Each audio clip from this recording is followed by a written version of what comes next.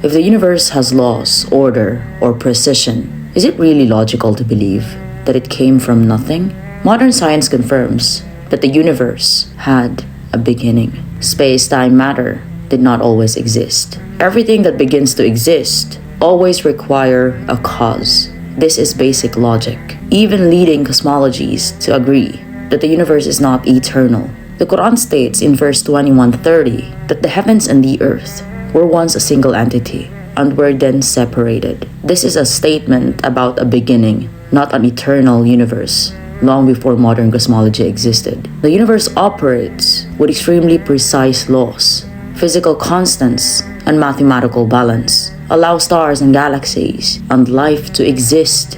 If these values were slightly different, then the universe would collapse or never form a life.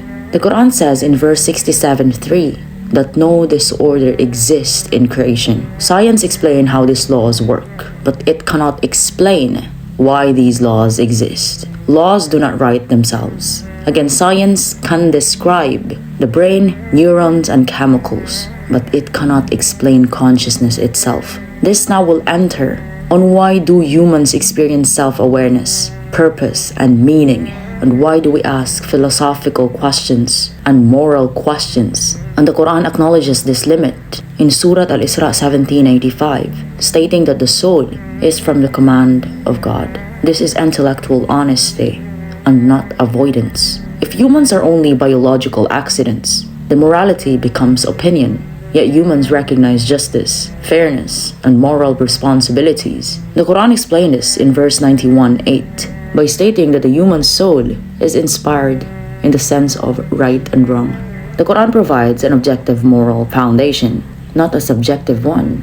Quran does not demand blind belief. The Quran openly challenges humanity in verse 482 to find contradictions within it. The text has remained preserved, memorized, and unchanged without proven contradictions. Quran describes Allah as eternal, independent, not human, not bound by space or time, and not part of creation. Quran 112:3 states that Allah neither begets nor born.